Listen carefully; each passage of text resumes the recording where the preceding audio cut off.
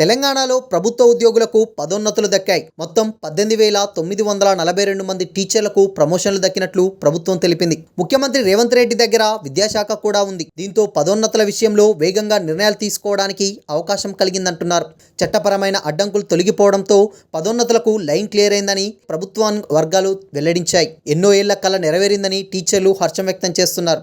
తెలంగాణలో ఉపాధ్యాయులకు రేవంత్ రెడ్డి సర్కార్ శుభవార్త చెప్పింది. టీచర్లకు పదోన్నతులు దక్కాయి.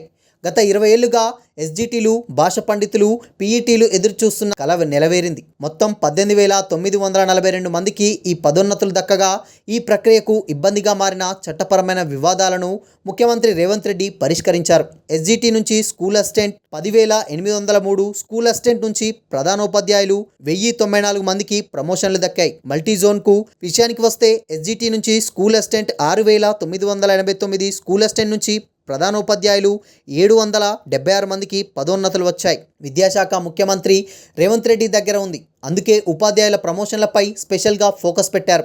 అంతేకాదు, హైకోర్టు, సుప్రీంకోర్టులోని చట్టపరమైన అడ్డంకులు తొలగిపోవడంతో పదోన్నతులకు లైన్ క్లియర్ అయింది. ఈ ప్రక్రియలో ఎలాంటి వివాదాలకు అవకాశం లేకుండా పెద్ద సంఖ్యలో మల్టీజోన్ 1కు 2 పరిధిలోని ప్రభుత్వ స్థానిక సంస్థల ఉపాధ్యాయులకు మంచి జరిగింది. గురువారంతో టీచర్ల ప్రమోషన్ల ప్రక్రియ ముగియగా ఆన్లైన్లో అత్యంత పారదర్శకతతో పూర్తి చేయడంపై ఉపాధ్యాయ సంఘాలు హర్షం వ్యక్తం చేస్తున్నాయి. పదోన్నతులు అర్హతకు తగినట్లు దక్కడంతో ఉపాధ్యాయులు రాష్ట్ర ప్రభుత్వానికి, ముఖ్యమంత్రి రేవంత్ రెడ్డికి ధన్యవాదాలు తెలిపారు.